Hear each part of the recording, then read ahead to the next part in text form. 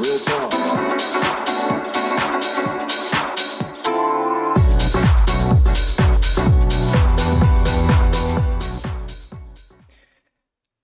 Hello, everyone, and welcome back to the podcast, the Humans Talking Podcast. It looks like we've decided on a name finally. I'm yeah, We're I'm getting there. yeah, I'm FRENO. This is Brylon. Welcome, hello, welcome back. What you got going on over there, Brian? Not much, not much. Um, Tired. Woke up late today, and it was amazing. Good start, And good start. yeah, yeah. You ever? I guess you don't have glasses, I but used to wear them, but not anymore. well, on these glasses, I got these Warby Parker ones because they were cheap, and it's near my house. And the frames are so thick that anytime I wear headphones, it just like squeezes my ears, just like. Nice and So snug. much pain. So I'm in a lot of pain right now, but I'm ready to do this podcast. Now, I don't know anything about that, but would it like be beneficial at all to put like some sort of cushion like in between, I guess, the glasses and your head? Or that just like No, be I'm more sure pressure? I'm sure contacts would be a smart idea. My contacts I checked yesterday they expired a year ago, but I'm still using them. Just not You, right now. I've never worn contacts in my life. Like I haven't even like tried to put them in once. I used to wear them almost exclusively, but I got lazy and I don't know. They can be a pain. Yeah, I hear they're easy once you finally learn how to do it properly. I've just never tried. I think the only time I would probably want to wear contacts is if I was like in costume for like a convention, Comic Con or something like that. Maybe give me some Sharingan eyes or something from Naruto. But Yeah. yeah, I don't know. I've never tried them. Yeah, I usually wear them when I take my kickboxing class, and it's just pain. It's a lot of sweat in your eyes, and then if you like try to wipe it off, sometimes the contact falls out, and that's a whole different thing. So yeah, I Do don't know. do y'all do contact in your kickboxing class, or do y'all just like kind of Uh, practice? yeah, we do. Okay, I'm so not that good, so I don't. do y'all But wear like the pads and whatnot on your head and your wrists when you're doing contact? sometimes, depending Sometimes. on the level. Okay. Yeah, I wonder if that would be like harmful if you're like wearing contact and even though you've got like the padded helmet on and someone like kind of knocks you, if that would kind of mess up the contact somewhat, but I wouldn't Yeah, know. there was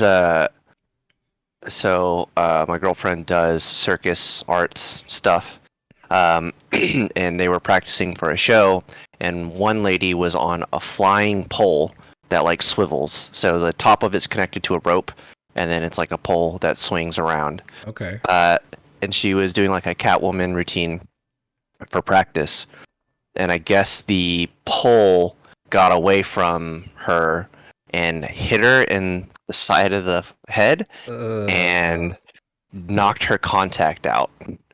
Only not she wasn't injured. She had a little cut, but it knocked her contact out, which I don't even know how that's possible to not do more damage because it's like a very heavy metal iron did it like hit rod. her in the But temple?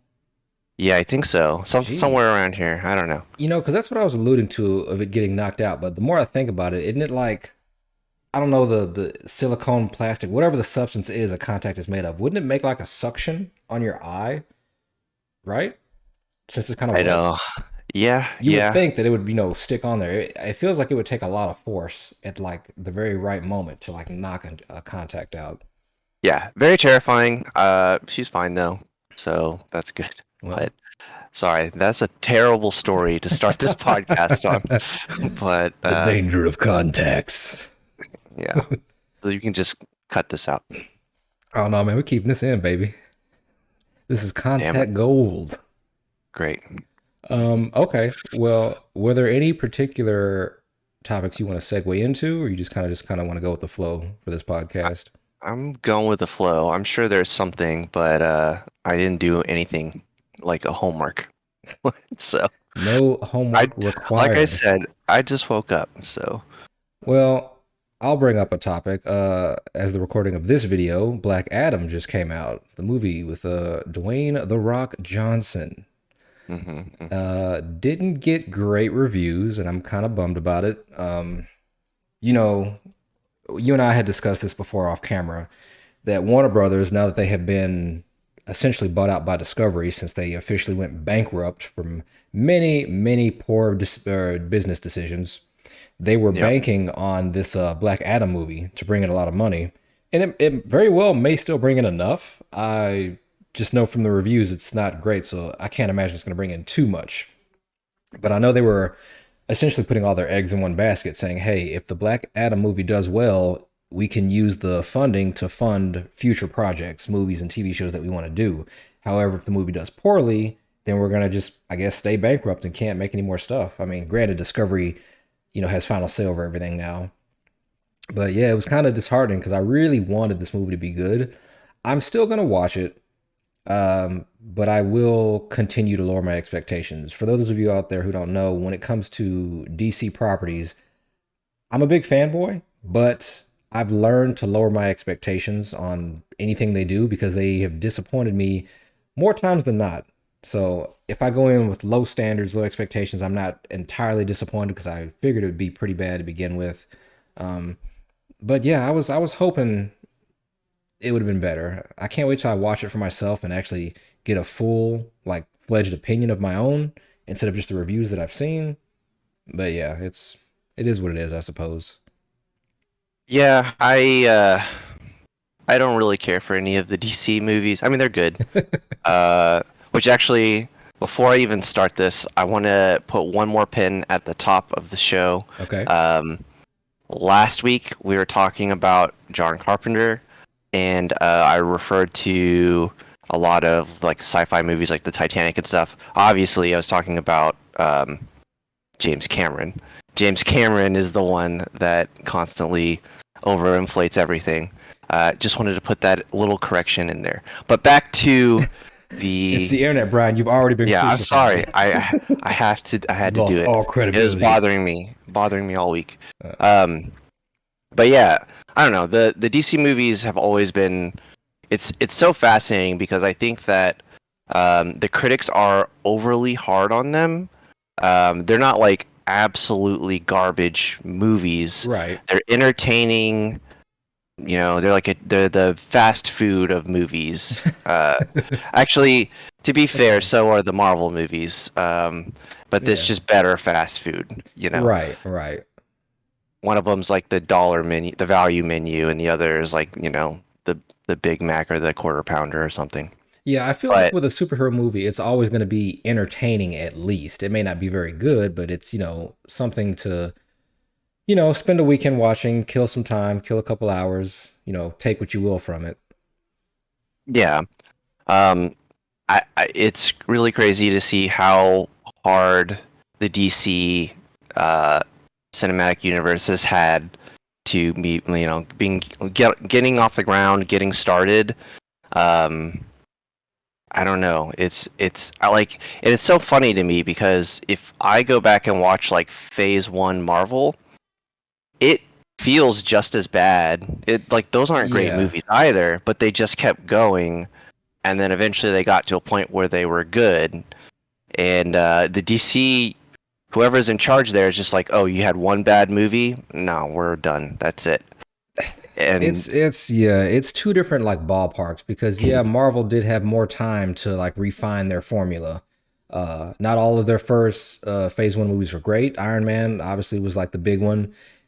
Thor was average. Captain America was good. But yeah, okay. they had some time to flesh it out and get things going, but they still had the blueprint of we're gonna release the individual movies first, and then we're gonna lead into the big tie-in. Whereas with DC, they're just like, well, we're cocky. We don't want to waste all that time and money. You know who everybody is. Let's just throw them all together. Which became a convoluted mess, regardless of how you feel about the Snyder Cut, which did make it a little more cohesive. Still not great, but it was better. I don't Yeah. know. DC has never been one to follow the formula. They've always done their own thing, and it's just continuously led them down a rabbit hole of debt and bankruptcy. And you would think after all these bad decisions they would stop, but they didn't. And here we are, bankrupt and bought out by Discovery, which is going to be interesting to see going forward because I want to know how they're going to restructure not just the cinematic universe, because they did at one point say, hey, you know what, since the Justice League movie was bad, we're going to go ahead and just give up on the cinematic universe. I'm like, you didn't even really try, but it's whatever. Yeah. I'm I curious also, to see where it goes forward now with the new owners. I also think one thing to note that the pandemic happened and whoever was in charge of the Warner Bros. At the time, I forget his name. It wasn't Walter Hamada. Maybe it was. But Is that the guy who just stepped down? yeah, I Yeah, believe so. yeah, he just He quit. got replaced. Well, either way, like I mean, their decision to put all of their movies on HBO Max and theaters at the same time, I believe, or just exclusively. Yeah, I know they did both, right? Like such, they had a bunch of movies that arguably would have made a ton of money if they were not free on HBO. So like, I don't think it's just DC that is screwing it up for Warner Brothers. Obviously, there's a lot of mismanagement there, but I think the entire idea of like we're gonna put Dune, the next Christopher Nolan movie, whatever that movie was called, um, Tenet, just directly on HBO, so anyone can watch it free. And then, Well, I mean, you have to have an well, HBO subscription, but yeah. but how does that money really work? Like, I mean, how much money are they getting from the movie theater as opposed to a streaming service? You know, you go to a movie with one ticket per one person, right? And you obviously you go see it streaming. I can just rent it or get a free subscription or whatever, pay for 1 month. So it's like $7 to $12. I guess it's HBO, so $12, $15 maybe. Okay. And then anyone can watch it as many times as they want. So I could have 10 people over, we could watch Dune, and then that's, 10 times $15 for a movie ticket that they just lost, you know? And I feel like that strategy, while it was great for me and everyone else in the pandemic, I actually don't know if they would have made any less money if they would have just put it in theaters and maybe Yeah. come up with a better strategy, or it just delayed the movies until Well, that's people the were thing. going They to they theaters. they did delay the movies. I mean, a lot of movies got delayed for quite some time, but it eventually got to the point where it's like, all right, we need to make some sort of money. I assume the business model, or at least part of it, was to increase the subscriptions of HBO Max users, so people could watch the movie. Um, oh, hang on, timeout. Battery died. Gotta Yeah, I mean, I hang guess on. Oh, uh, increasing the subscription might have been a good model, but I just it it's a bummer. Whatever happened there.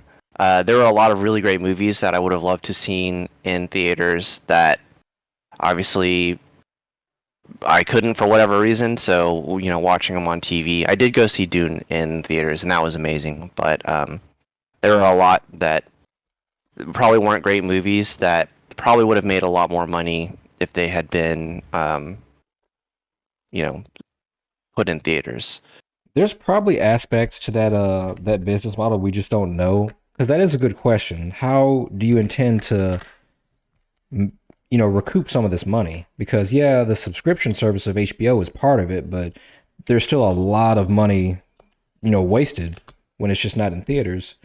So I wonder if they had some sort of deal where they paid them a certain amount, because I know when they did this, they were like, "Hey, we're not going to release all of our movies, but we're going to release, most of them over the next 2 years, and then we're going to stop." So yeah. I wonder how successful a model would have been if they almost mimicked the idea of like a pay-per-view sports event. So they would have been like, okay, Dune, whatever, or Tenet, the Christopher Nolan movie is coming out. We are going to do screenings of it where you can buy a package, $25 to $50, whatever it is, and have your friends over or whatever, watch it, and we're gonna screen it every Friday at you know any all day Friday. You can watch it if you buy the subscription package for just the movie, and then do it every Friday until whatever a month goes by, and then take it off and then release it again in theaters or something like that.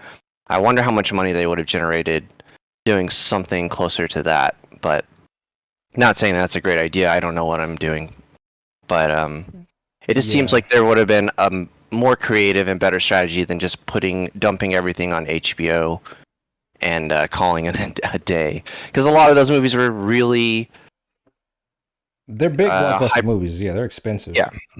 Yeah. So, but yeah, I don't know. As far as the Black Adam movie goes, I think that it's really hard to tell, because with all the DC movies, most of them have gotten bad reviews, but I've enjoyed quite a few of them. Like Birds of Prey, that got really bad reviews for whatever reason. I thought that was one of the better movies that had come out of the DC cinematic universe or whatever.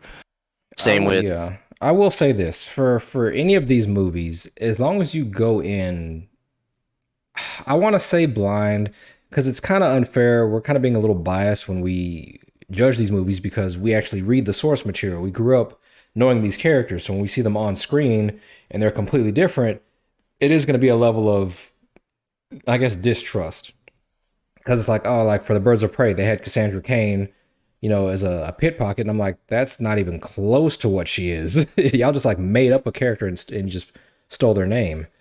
And I get why that upsets people, and rightfully so. But they're still, they're still enjoyable if you kind of just, even if you have prior knowledge, just trying to turn that part of your brain off. Be like, look, I know this is not going to be like the comics. I just want to take it for what it is, just an enjoyable movie about 3 chicks fighting crime. That's just, when you do movies like that, especially superhero movies, comic book movies in general, it makes it easier to digest, because you don't want to be too like harsh, because they don't obviously make movies for specifically the hardcore fans. They want to make it to everybody, or make it appealing to everyone.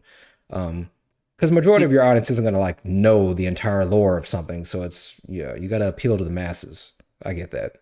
Personally, I just don't really understand that argument as well, because comic books have so many different iterations of characters. Like, how many different origin stories does, I don't know, Superman have, or Batman have? Like, yeah, there's how many different people have killed his parents or whatever, or the same with, I don't know, every character has like 3 to 5 different origin stories, and there's millions of not millions, but there's several iterations of each character in different, lines of comic books, different,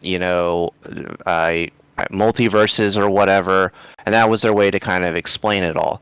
So like, to say like, oh, this character isn't true to this character because they, did this one thing different, or they made her a different race. I don't know. There's a lot of things that,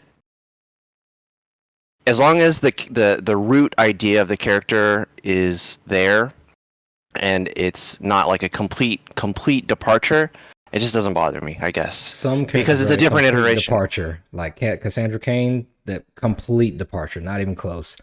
Okay, well, I don't know that character. But at the end of the day, it's art, right? So the best way to look at it, in my opinion, is to just go in and say, hey, this is the cinematic universe version of this character, of this story.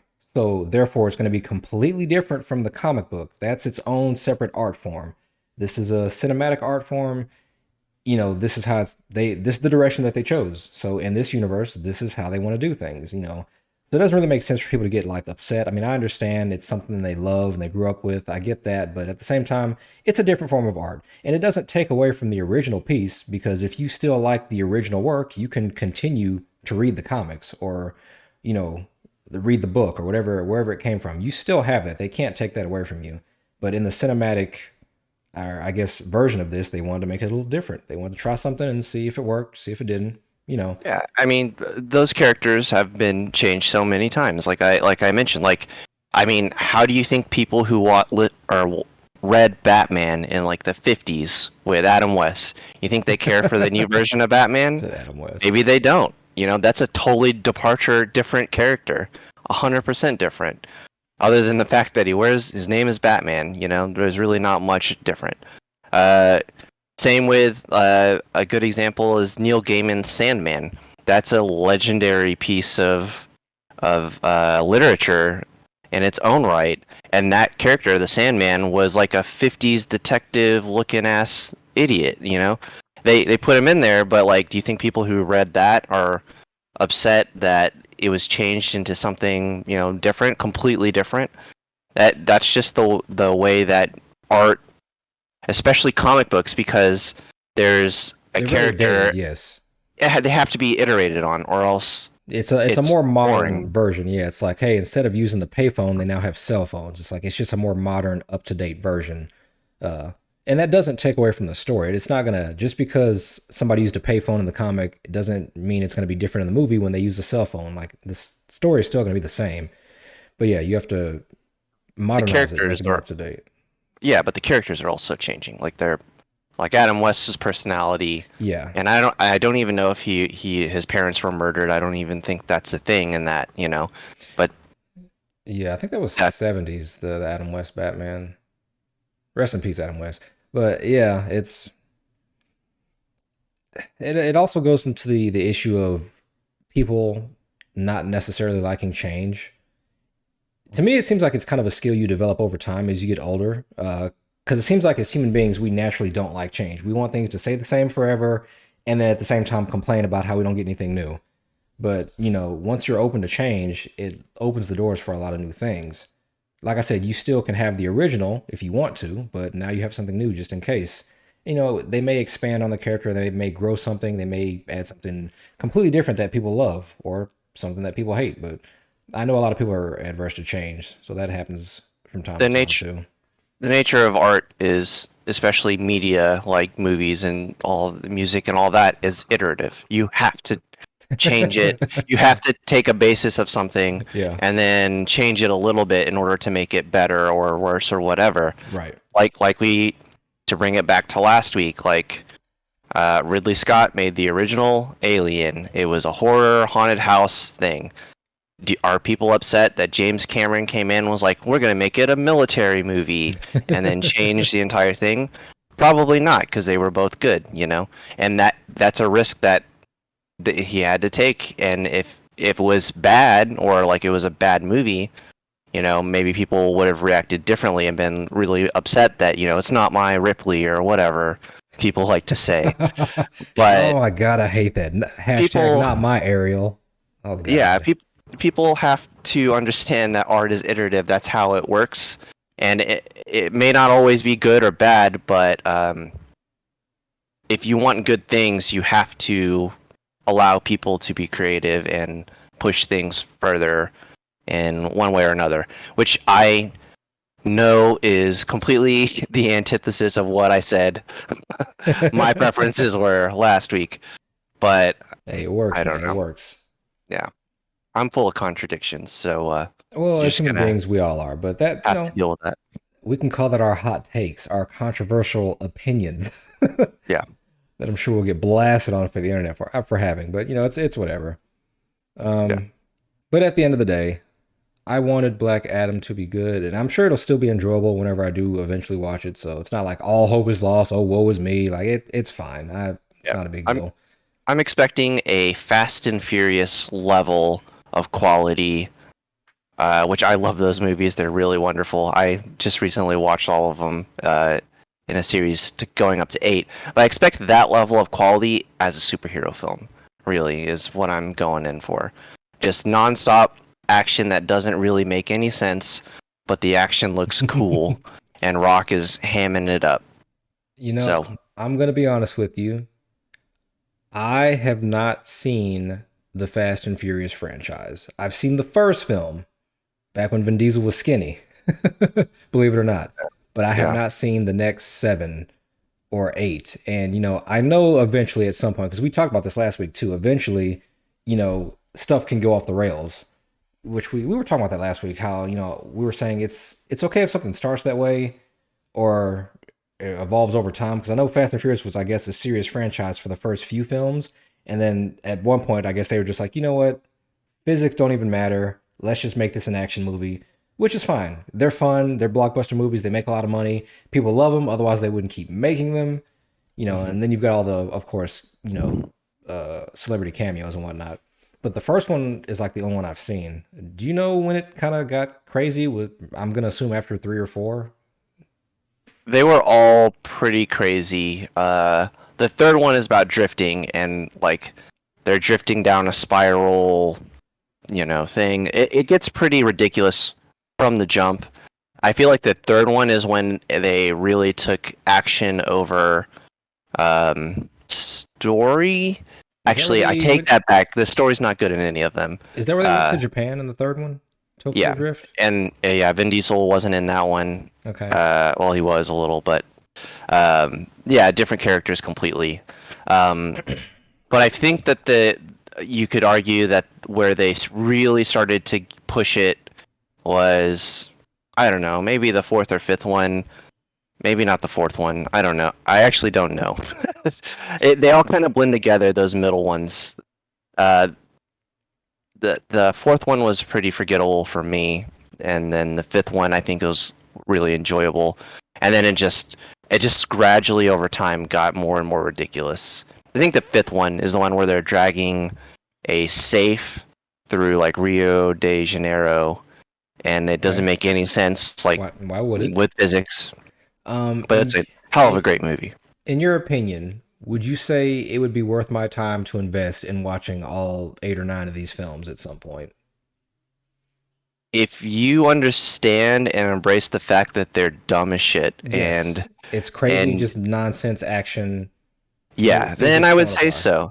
Okay. If you can embrace the ridiculousness of it, or the fact that, like, Vin Diesel essentially becomes the Hulk, in the fact that his power comes from family. Just like Hulk, it's like, oh no, he's stuck. How is he gonna get out of the situation? He gets more angry. It's just like an infinite well of more anger, and Vin Diesel is an infinite well of caring for family.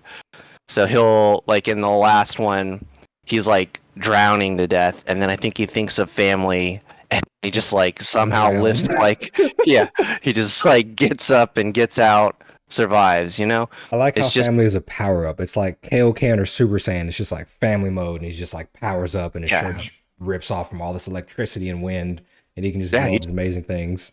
He just thinks of family harder, and he just gets super strength or whatever it is. Drives faster. All of a sudden, the car goes faster. Yeah, it breaks the laws of physics, and because of his emotional connection to family, I guess the object around him, being the car, also gets a power boost.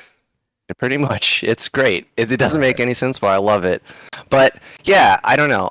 So before the 8th one came out, or I think that's the one that's out, that just recently came out, I was really stuck on them. I had only seen the first one as well, maybe the Tokyo Drift as well. I like that one. And Callie, I'm sorry, you can bleep that name out. My girlfriend and I, it's fine. My girlfriend and I decided to watch all of them. I don't know if she decided that, but I did. So we went ahead and watched all of them before going to the new one. And by the end of it, there are a lot of ones I just totally forgot about, but the last couple, and then, throughout, by the end of it, it felt like it was like an Avengers movie.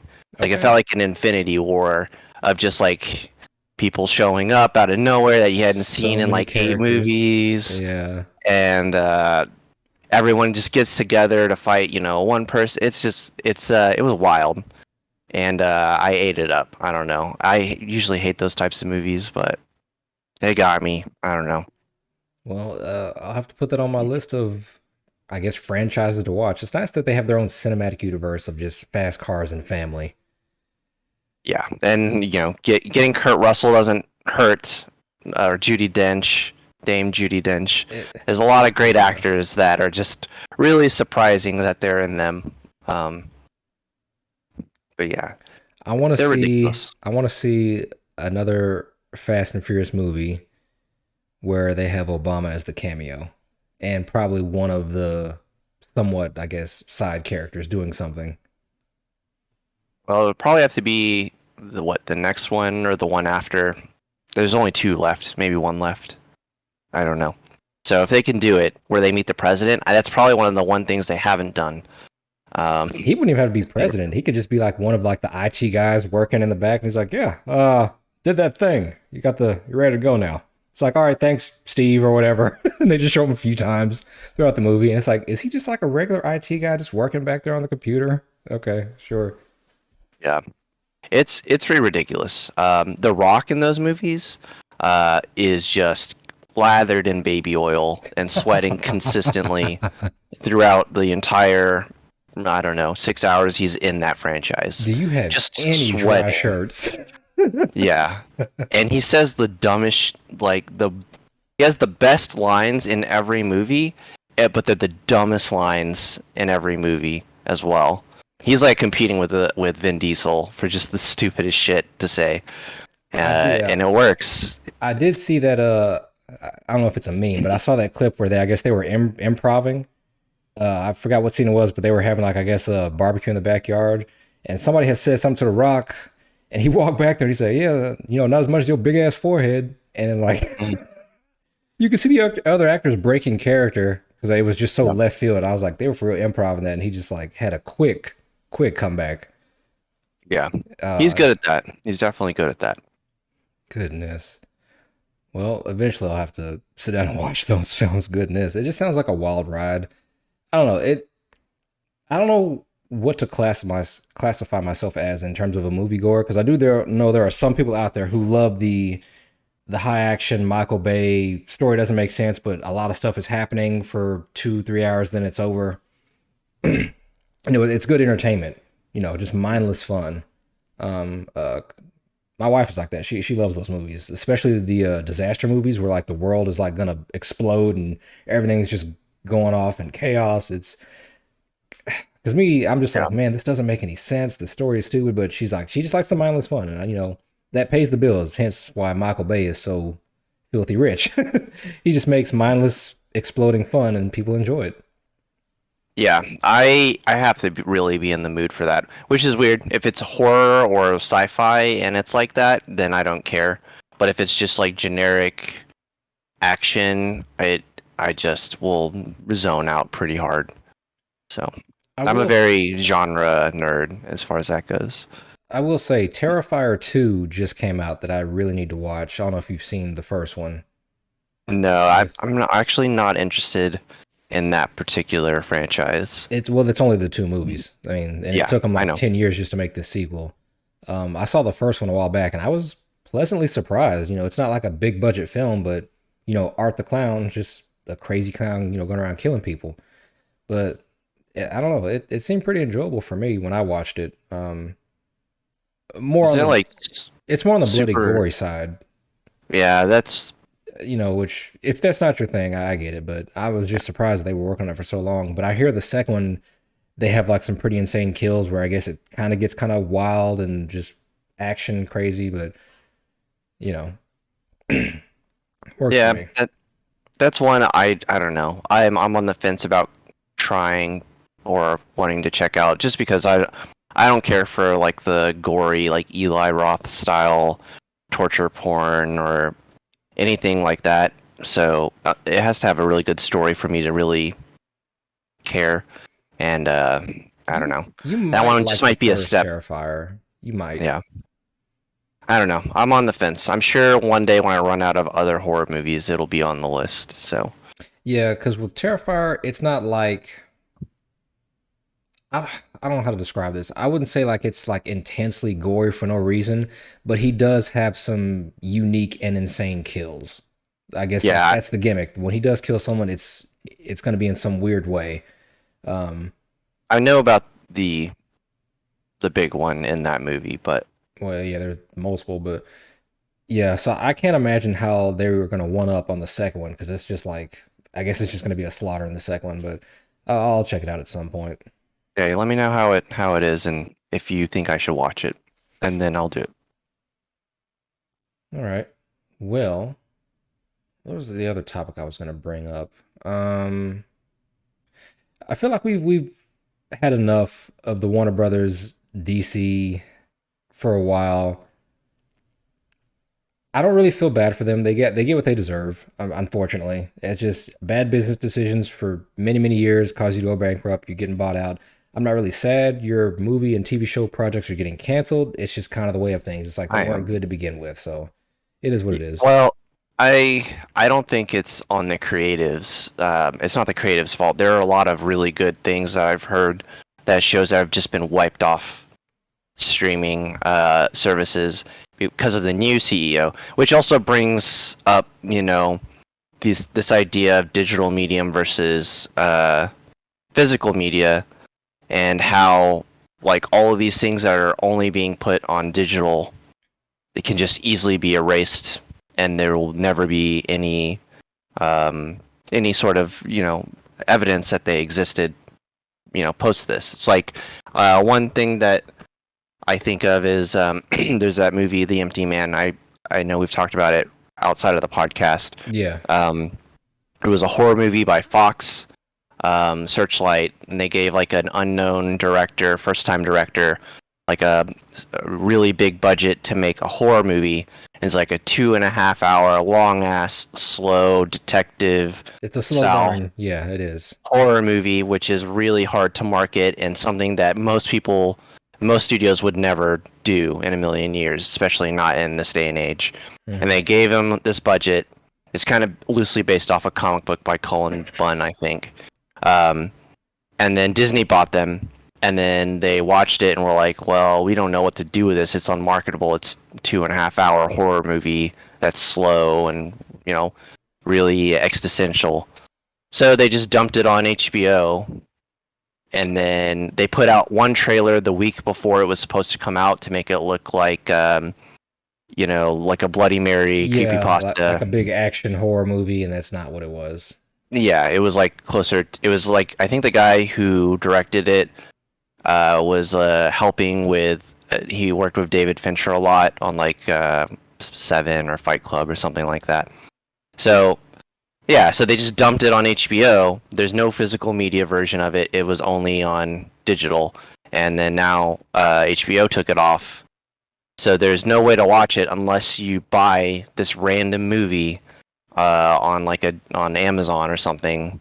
It's just there to die, and that Yeah. sort of thing is very unfortunate because when you go to a movie store or something like that, you get to browse, you get to look at what's available. There's the covers, there's things you can read synopsis wise. It seems like it's a lot less accessible when you have a million movies in a digital library and you're trying to parse out what's good to watch, what's bad to watch. So that really sucks. But going back to the HBO, like the CEO like getting rid of and canceling all these things, there's a lot of stuff like that's being sent for tax write-offs. In order Yeah. to do the tax write-off, they have to delete it, Yep. get rid of it, and then it can never be seen ever again. Hence And the Batgirl creators, movie. Yep. yeah, the creators didn't sign up for that. So there's shows like I've never seen it, but the Infinity Train, which I've heard was a really good animated show. I heard Excuse me. that. Yeah. And it's just gone now. There's no proof of it ever, Now, what's existing. So what's to stop someone from just like downloading it onto like a big ass flash drive and then just redistributing themselves? I mean, besides, I guess the cease and desist, wouldn't necessarily have to be gone if someone downloads it and takes it essentially, pirates it, whatever you want to say. yeah, but that would leave that person up to several, a lot of legal issues in their own right. And Yeah. it's Warner Brothers, so like I heard a story when they canceled Batgirl.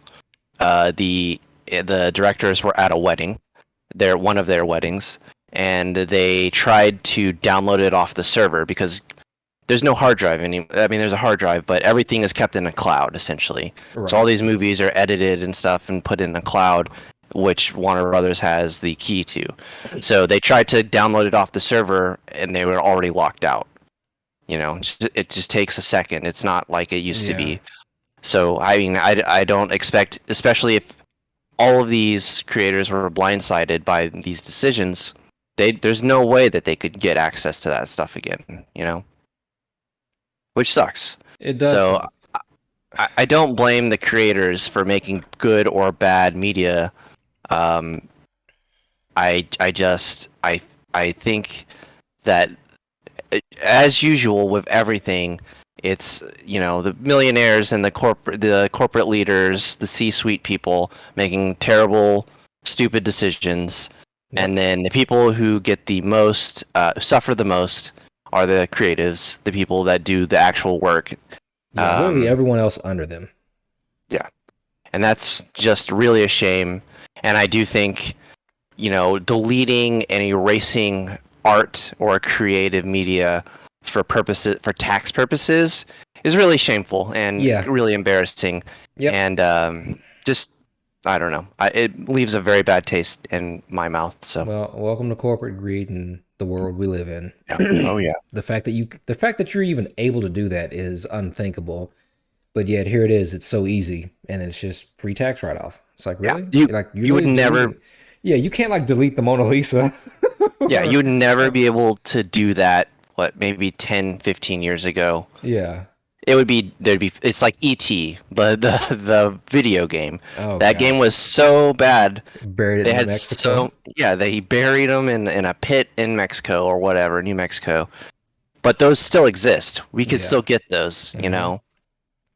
They didn't tax write those off. Though that's a piece of history that was created in media, and we can access it if we want to. Maybe we shouldn't, but Excuse me. but Yeah, it I mean, exists. I feel like that's the same reason we have, specific artists who can duplicate, old works of art so they can share them around the world just in case something happens to the original.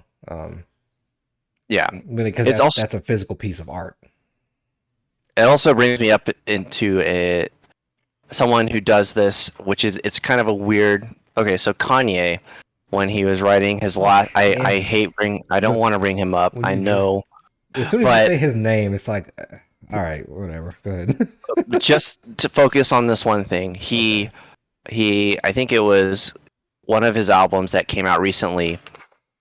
He released it and then was constantly editing it as it was already released.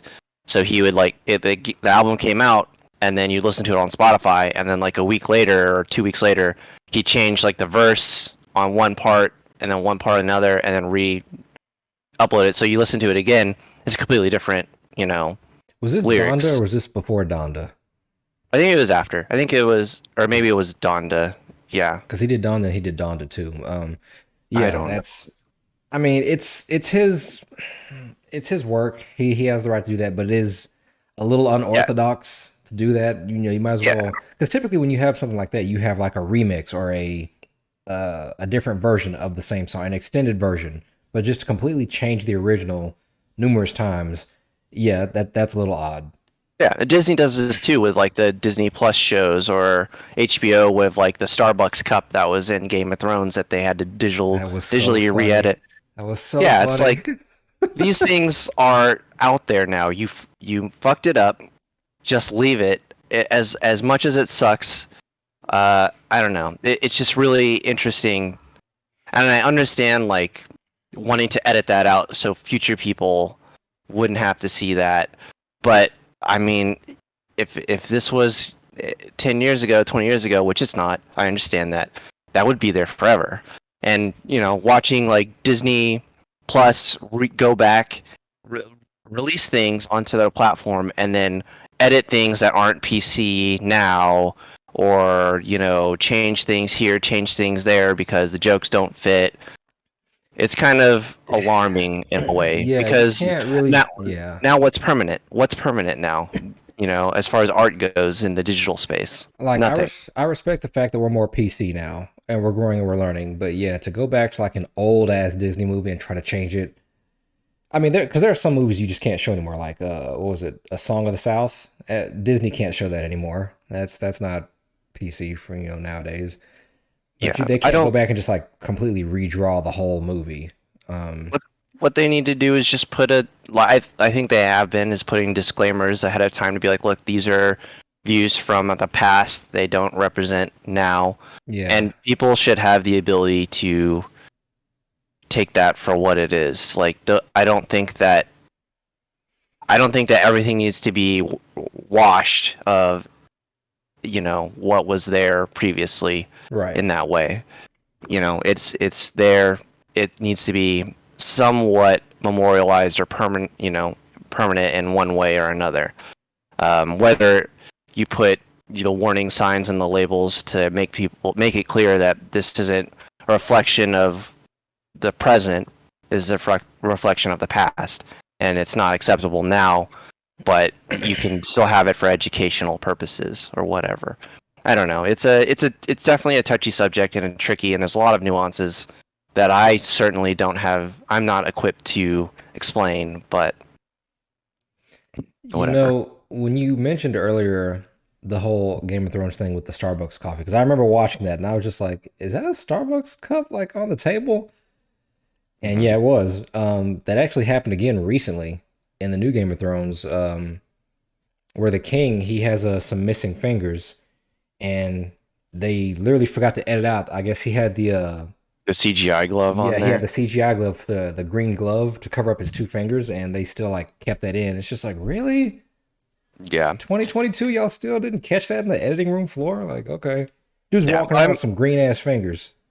I'm sure that's also a partially could speak to the fact that a lot of these special effects teams are overworked completely, so Probably. they don't have time to, you know, it- Which actually is check their work. which is weird because these are, recorded like years in advance. This is all done years ago. Because editing is a long and extensive process. Yeah, You got to go frame by frame with stuff. So you would think you would see, but I don't know. Maybe anything could have happened. It's whatever. yeah. It's unfortunate either way. Like, there's just a lot. Yeah, there's the whole thing. We could go into the mistreatment of special effects workers. We could talk about this idea of, digital media being completely edited in every way once it's out. It's a mess right now. It's a wild west of the digital future, which is scary. These are the times we live in. I Yeah, can only hope that they will get better going forward. I But don't see it. yeah, it's a battle for sure. Yeah, it's like I'm on Twitter, and it's interesting to see uh there's all I mean I'm a lurker, so I don't really like put my own things out there, but Okay. it's interesting to see a lot of people wanting like an edit button for Twitter, which I think would be nice in theory, but it's interesting because then people can like you can retweet people, you can reply to something, but then if they edit it later, and they could completely change the statement that was first made, and then the thing that you're retweeting could, be something totally different, I think and it's I could be wrong about this. I think there is a feature on Twitter, from what I've been told, where you can edit a tweet within the first 60 seconds before it becomes it's locked in. yeah, that's a new feature. The new feature. Okay. Yeah, for like misspelling mistakes and stuff. But Yeah, yeah, yeah, but you're not gonna get like the wrath of the internet in 60 seconds. It's gonna take a bit, and then by the time you get the wrath, you can't undo it unless you want to like delete the tweet altogether. yeah, yeah. It's just I don't know. It's interesting to see everything that's happening, and it makes me a little uneasy as a person that has I've gotten rid of a lot of my physical media. I collect a lot of books, collect a lot of video games, collect a Yeah. lot of records, board games, books, movies, anything under the sun. I have a tendency, a neuroses, if you will, to collect them.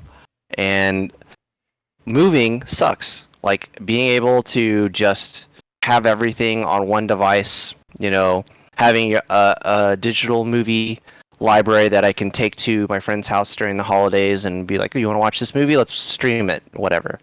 Isn't very nice, but and it declutters my house a little bit, but not having the idea of like something permanent does make me very uneasy in a lot of ways, especially when it comes to like media and stuff like that.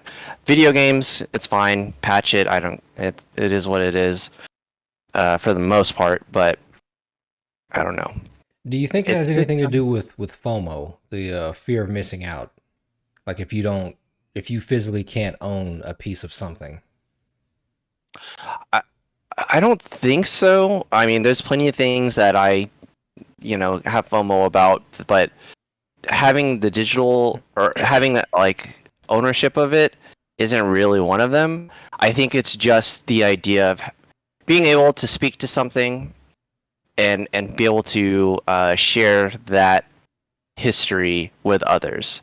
It's like watching like Lord of the Rings. I don't know. This is the first thing that came into my head.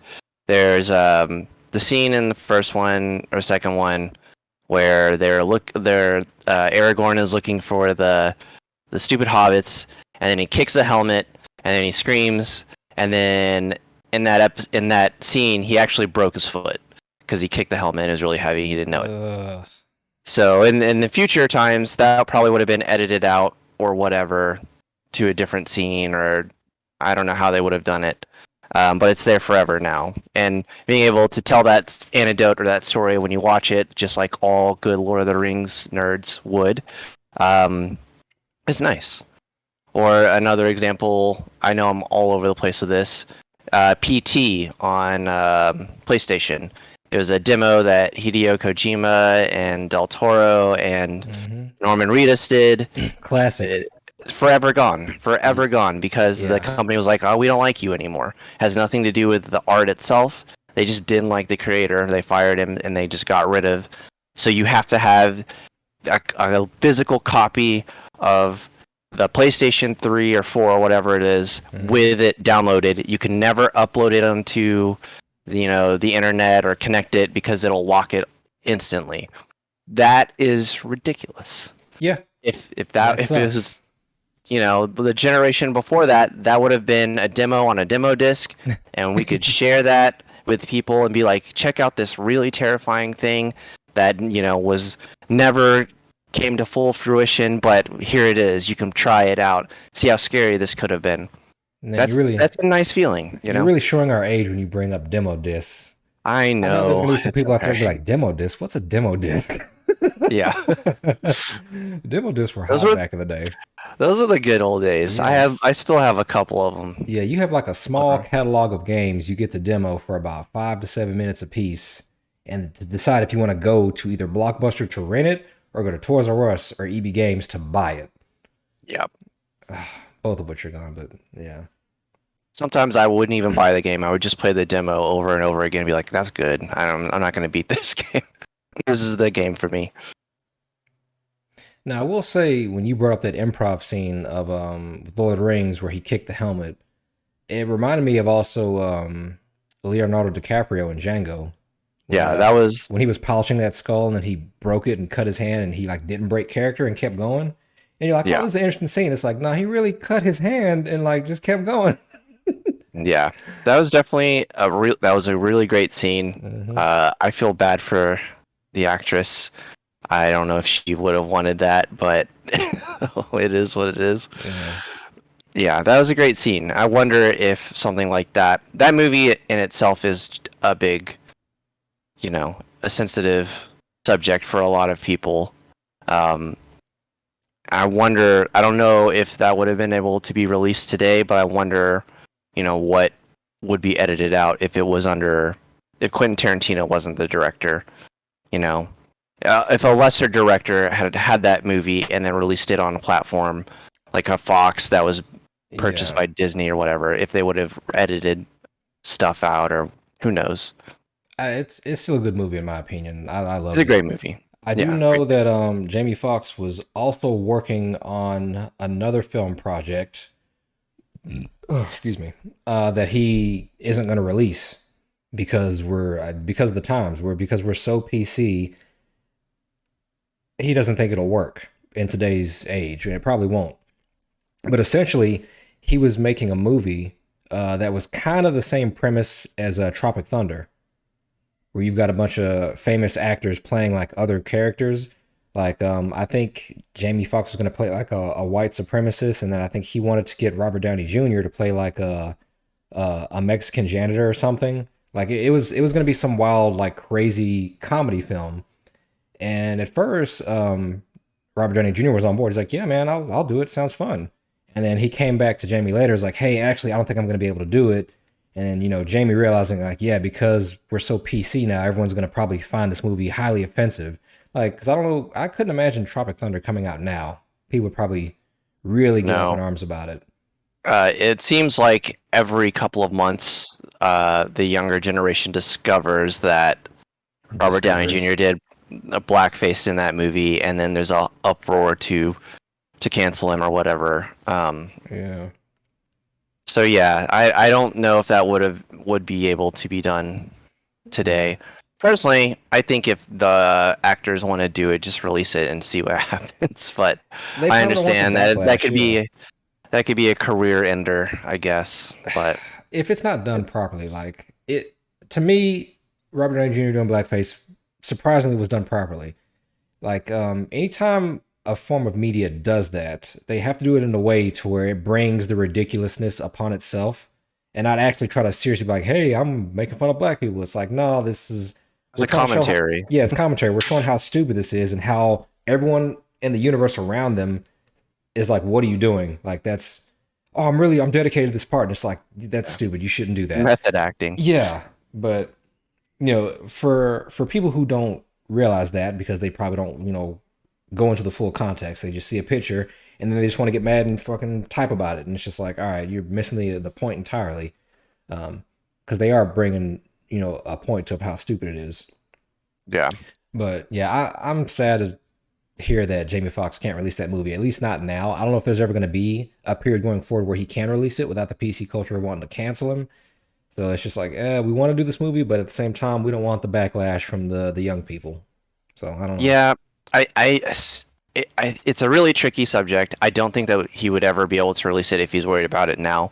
And I don't think it's necessarily like, what do we talk about when we talk about PC culture?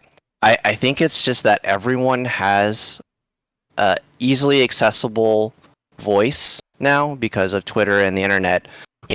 Celebrities can read a comment and it could be from, anybody, someone who has no money but a phone or whatever. Like the Everybody has an level, opinion.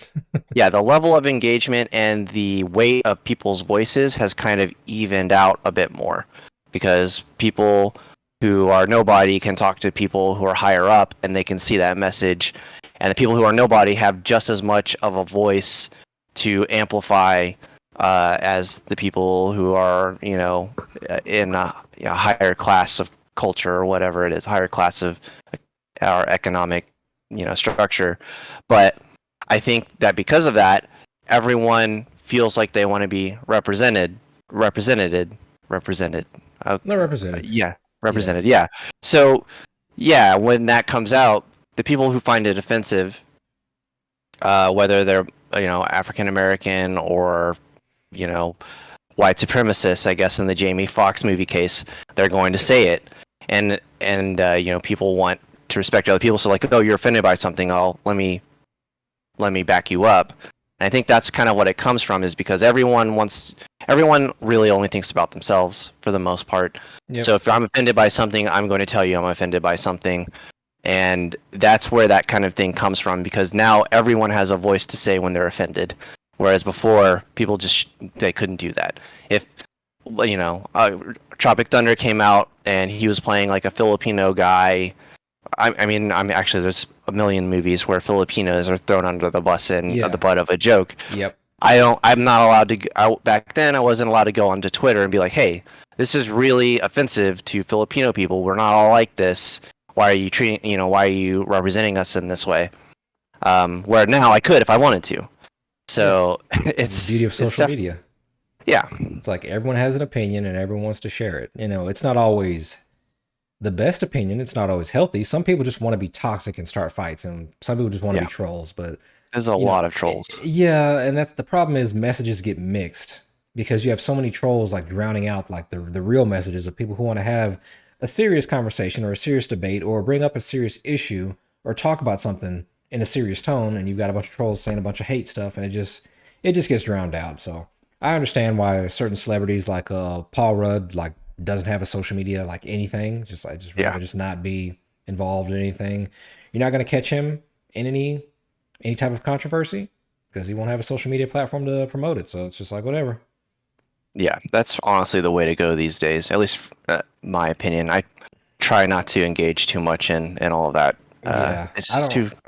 I've never been big on social media. I've been on it. I've seen some things, but I have so many other things to do with my life that I have just never gone down the rabbit hole of Twitter and Instagram and Facebook and stuff like that. It's just because I understand the average person will spend hours on that a day.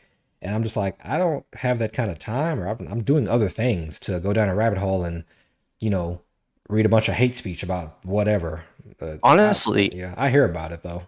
I think that social media is a great thing, but because of capitalism, it is not.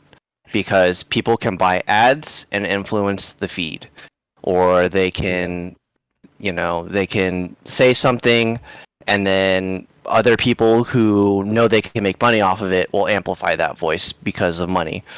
Um, and it's all about capitalism now. It's not people just having discussions. It's about how we've become brands. It's not about me being an individual person and doing my thing. It's about being a brand and how I can amplify my voice to make more money for myself, because this is how I want to represent myself. This is the brand I'm trying to bring. So, you know, what am I gonna do to make my brand make me the most money? Because I'm not being paid well at my job. I'm not making any money. The economy sucks.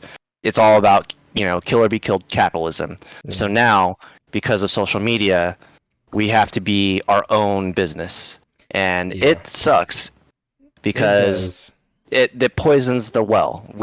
It's not Yeah, about showing, what we like and our interests and stuff like that. It's about what picture can I show that puts me in the best light possible to be the coolest person that will make people want to engage with me, so I can make money by advertising something. yeah. It sucks. It also It's doesn't not, help that these major platforms have these algorithms that pick up on everything that you see and hear. So then it'll recommend more stuff for you to see. Um, it and that's like a whole separate issue, getting into privacy because that sucks. I mean, you all know it, you've all seen it.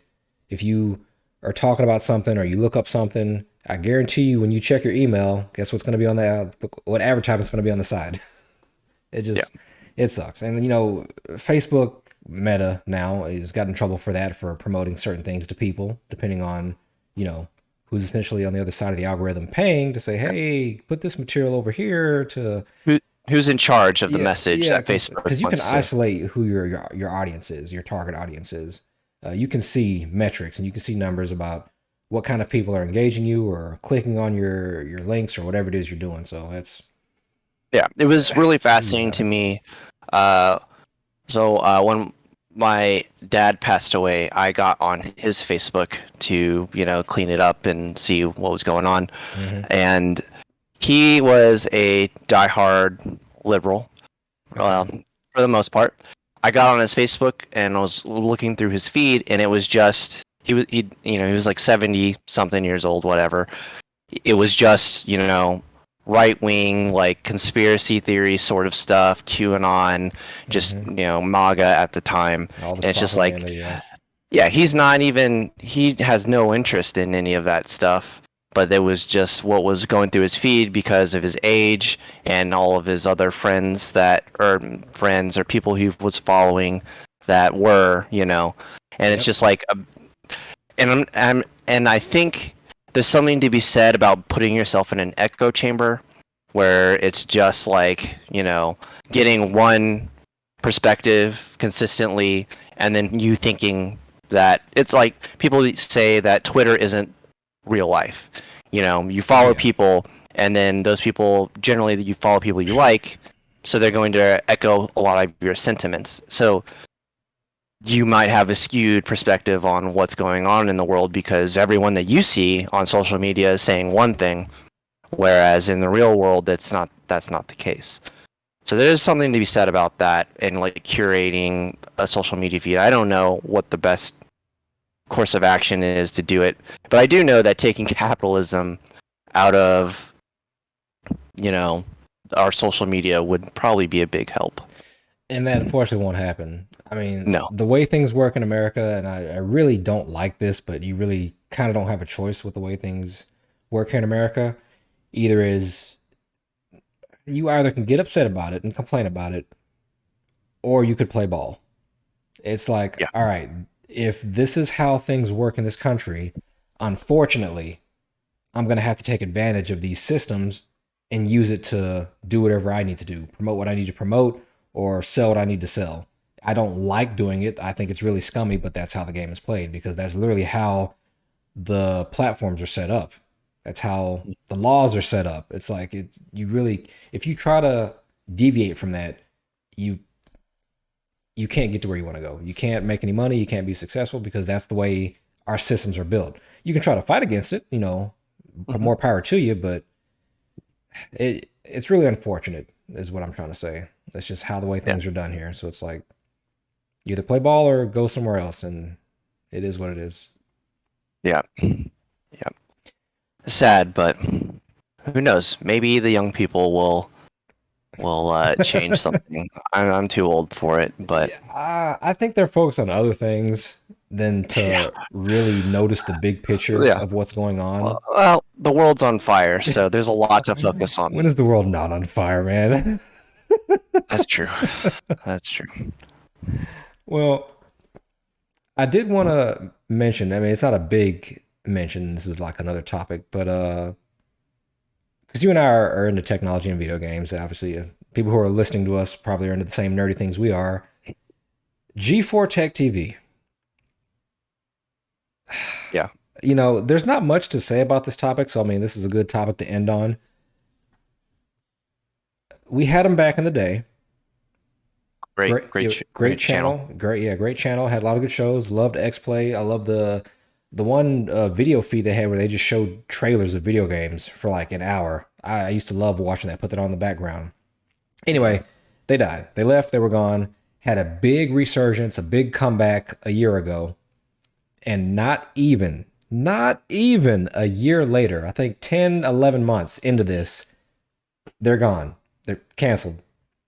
Yeah. They wasted all this time and money bringing back all the old all the old stars like Morgan Webb and Adam Sessler, bringing all these people back just for them to can it. And I know it was under Comcast, but all of the investors who put money into this just decided to pull out. I guess because they weren't seeing results fast enough, which is weird to me because if you're an investor, you would want to at least wait a year or two.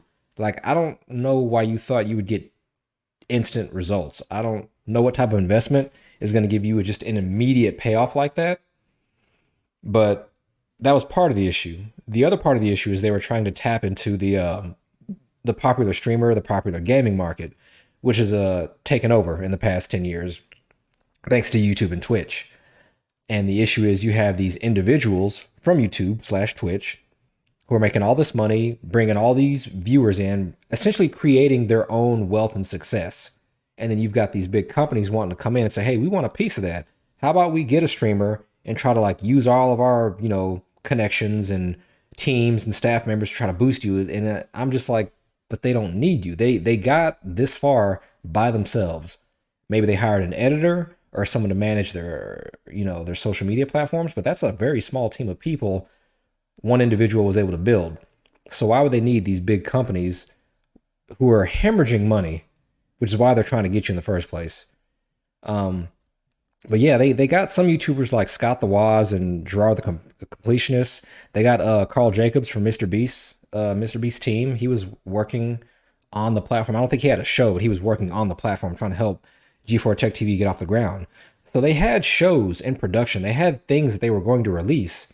But for whatever reason, the investors are just like, nah, too much work. We're just going to pull out. And it's like, you just wasted everyone's time and money. It's shocking to me. They couldn't to make be it a fair, year. the investors were the money. Yeah, So yeah. Unfortunately, they didn't want to wait. They're like, we're done. yeah, well, I mean, really, I feel like the television market, I don't really know much about what the new iteration of G4, but I feel like the television market is pretty much set. Like you have these channels. There's really not a lot of new channels that enter the fray. There's ones that go away, and there are some that come. I guess there are a couple that come back, like G4, but I don't know of them. I personally don't watch TV anymore. I don't need the ads. I hate ads. I would rather just get a streaming service with no ads and then watch whatever, or for anything that particular I'm looking for, they'll just find it on YouTube or whatever alternate way, so I don't have to do that. So I don't really know. I didn't watch it. I loved G4 back in the day, but who watches TV anymore? And that's also part of the problem. You've got these big companies trying to capitalize on this, and it's like, but we don't need you. No one watches this. I'm already subscribed to this Twitch streamer or to this YouTuber. Why do I need to go out of my way to get on cable national television to watch something? Like it just doesn't work. The movie or TVs and TV shows in general, but especially on the gaming side, all of the entertainment has been disseminated into a million different channels. If you like one person or one group of people, just watch the one group of people, and then those ads directly help that group of people. So like why do I need to sit through a scheduled show and be like, all right, at 7 o'clock, I have to get online, or I have to go to this channel so I can watch X-Play, Morgan Webb, and do a thing. When now I can watch, someone else do a show anytime. They could do it at any time, and I can go and watch it, skip through it if I want to. If they're not talking about anything I care about, just skip through it, just to the parts I want to see. Everything is about time management now, to the point where I don't want my time wasted. Exactly. So there's really no reason to have, especially when it comes to gaming, because I don't know, there's a lot of time that could be wasted on games already. Yes. So I don't know. I feel like it's a bummer that it went out, and I'm sure that there could be a better strategy for them to keep it around, but whatever they did clearly didn't work. And I know that they also had streaming. They had like a channel simultaneous with like an online channel that you could stream on like YouTube or something. Also, maybe they just didn't have the material that was really needed that diversified or pushed them out of to make them stand out. I mean, all of that stuff was from the past, and it was all great. Yeah. That is why they got some of the YouTubers. They were trying to tap into that market somewhat, but that's a very hard thing to do. Honestly, what I would have tried to do was almost go with and I don't know if they did this. Like I said, I didn't watch a single second of G4, the new iteration, so I don't know what their strategy necessarily was. But I would have gone for like exclusives and kind of like the game market itself. Be like, all right, if we could get Critical Role to do their live showing, or let Critical Role do a live showing, and then give us like 2 weeks or whatever of showing that one episode at certain times on our show where you can get it nowhere else, or something like that, to just kind of get like these really highly popular, successful shows and get like an exclusivity window on airing them or something. I don't know. Maybe that would have pulled some people, but I will say D&D would be the way to go. If you want to pull in some viewers and some people who want to stick around and watch you, I would definitely do a live D&D. That's something people can tune into and follow a story and follow characters with, like, in real time. I think they did something like that. I don't know if it was like Erika Ishii or if she's on Critical Role, but I do recall them doing some sort of tabletop something, but I don't know. I would have to have watched it to kind of see what, and it's not like I have any real answers. It's just unfortunate that I went under, but I do think that the current market really doesn't call for, as much as I would love a technology channel just to have on the TV, technology in itself almost begs it to be on something more, future forward. And television is not future forward. People are constantly on their phones, and everyone's fighting for screen time on something, whether it be a tablet, a phone, or a computer, or a TV, or whatever. So putting your technology forward, channel on just a television, and then really that's about it, and not really thinking about it. I don't know. It just seems like it was written in the stars already. Yeah, I mean, unfortunately, this is the future. This is where media is going. This is where attention is going. You know, you have to just get on board. I mean, I admire them for trying, but yeah, Yeah, that's essentially where it is now. most channels have like a very formulaic way of keeping themselves in business. Whether it's like the 18th version of CSI Miami, CSI, Brooklyn, CSI Gotham City, whatever. Like literally everything is a crime serial detective show or drama, family drama. Like they have it down to a science. All of the big channels that are staples. So it kind of blows my mind that Comcast, the owner of them, didn't try to replicate that in any way. Like, I don't know, did they have like almost like it would have been great if they had like a Toonami style thing at night. That probably would have brought in some people. Like, you didn't just have to be G4, from the early 2000s and bring that back. You could have taken things that other nostalgia bits from other things that have now gone defunct and brought that into your channel to make it more interesting and diverse. Like, I know Cartoon Network is now gone because of the HBO thing, to bring it back to that. It would have been really great to see some sort of, adult anime programming sort of thing, or teenage anime, doing a Toonami thing, or bringing in a lot more of that genre stuff. We had when you're not. Is Adult Swim still around? I think so. But Cartoon Network has been dissolved, as far as we know. As far as I know, I don't know if it's accurate. That's just the post I saw. Okay. But yeah, it's just it's like there are a million different things you could have done to hook people. It didn't just have to be what it was with streamers. And honestly, if I were in charge of G4, I probably would have done less streamers, because there's already a place for them. I don't know anyone. They want their audience. That's where the numbers are. Yeah, but the audience likes other things too. Yeah. And like watching streamers on a TV is really weird. Like, it doesn't make a lot of. I don't know anyone who watches Twitch on their TV, unless it's like an event like the Game Awards or something like that. Like, watching, it's just weird. It doesn't. So I don't know. I would have focused more on curated genre stuff, because that's what I like, and maybe I would have watched it, but whatever. It's unfortunate. We'll see what happens in the weeks to come, but that's essentially where we are now. Rest in peace, G4. I'm sorry. Yeah, I'm sorry for all the creatives that did a lot of really cool things. I'm sure that I know. Just weren't being looked at. I know the content creators, the YouTubers, whatever you want to call them. I know they were working hard on their TV shows.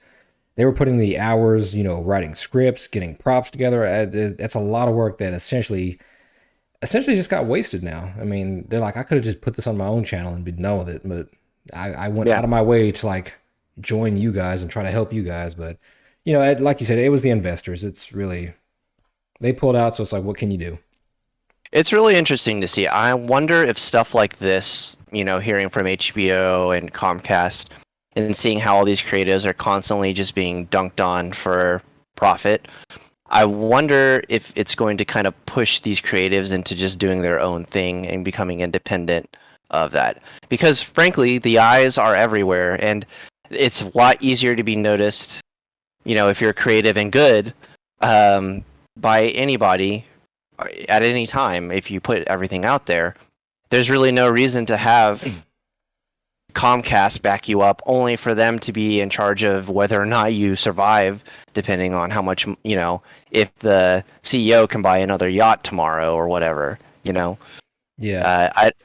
There's really no reason to be beholden to these people. So I wonder if there's going to be a sort of cultural, artistic revolution against that sort of thing, There will rebellion. be. Yeah, I'm very excited for the future because the way the media is going, it's bright. It's excuse me. You have so many of these content creators who are making so much money and producing so much good content that eventually that's where the media is just going to go. So you have a few big YouTubers or content creators, I should say. I keep saying YouTubers, but Twitch streamers too. You have a few big ones like Mr. Beast or, Ludwig or Markiplier, and they make so much money that they do their own personal projects from time to time. And they're really big projects that bring in a lot of viewers, a lot of money that they then use to do other things like charity events or, big, some sort of activity. And eventually what's going to happen is there's going to be so many wealthy content creators that they're essentially going to redo the entire landscape of media. We're going to get to a point eventually where the big companies are no longer even going to be necessary. We're going to have so many content creators just making so much valuable content with all the money they're making that we're going to have like a whole new form of media in the future. So I'm pretty excited. It's like it's like because there's a few content creators I follow now, but the way that things are going now, I can see that doubling or tripling in the future. Like so many people are going to be making their own form of media. We're not even going to need television anymore. Yeah. It's scary in some ways, depending on what type of media that is. Like, it seems like everything is very short form, TikTok style, which I don't care for. That's definitely something. But I don't know. It'll be interesting to see either way. I'm sure not everything will be that way. I mean, and it's not even just media. These content creators are also like buying businesses. So they are literally going to change the infrastructure of our future. You're going to have big content creators like owning their own coffee shops or restaurants or like stuff that you go out and do in public. It's going to be owned and run by, a content creator who wants to do it differently than what's normally done. Just the ideas and the possibilities are limitless because of like, man, they can essentially do whatever they want. They have the money. They bought their own restaurant. They can serve their own food. They can do whatever they want with this particular business because they own it. Putting all the other ones to shame, essentially. I suppose so. The thing that comes to mind as worrying is like celebrities can do that now, and there's nothing really that's been great. Like, Kanye doing anything Kanye, really anything, yeah, anything. But there's a lot of celebrity businesses that have gone nowhere. I usually see the celebrities make their own like alcohol. That's usually what I see. Yeah. And it's just like, oh, you made an alcohol. Okay, cool, whatever. I don't know how that's benefiting, a lot of people. Well, then you have content creators who are like actually doing big events, like for people to watch. Yeah, time will tell. We'll see. We'll see how it goes, for sure. But all right, I feel like we've probably hit our mark for this week's episode. I don't know how long we've been going. Probably longer than an hour. Yeah, that's okay. We got into some deep topics this episode. Yeah, we're just talking, humans talking, I guess. So however it goes, it goes. Typical Earth humans, nothing weird going on here, people. And it's actually our first video where we're actually, we're I guess on video. I mean, this is an audio, but you can actually see us in our fake little backgrounds we got back here. I know. I should have shaved beforehand. Oh, me too. Yeah, my hair is all messed up. I'm just like looking like shit. So apologize. I sat in this chair, turned this mic on. I'm like, all right, what's up, player? Yeah, pretty much. You got any closing arguments? Anything you want to leave the people on? No. Just take care of yourselves. Physically, mentally. Make sure y'all are all right. Thanks for listening to us ramble for an hour and a half. Yeah, if you got any comments or any topics you want us to talk about, feel free to leave it in the comments below. Yeah, we're going to be doing this podcast for a while, so we're going to try to stay up to date with things probably once a week, see where this goes. But yeah, anything you guys want us to talk about, let us know. You have any personal shout outs you want to throw out there?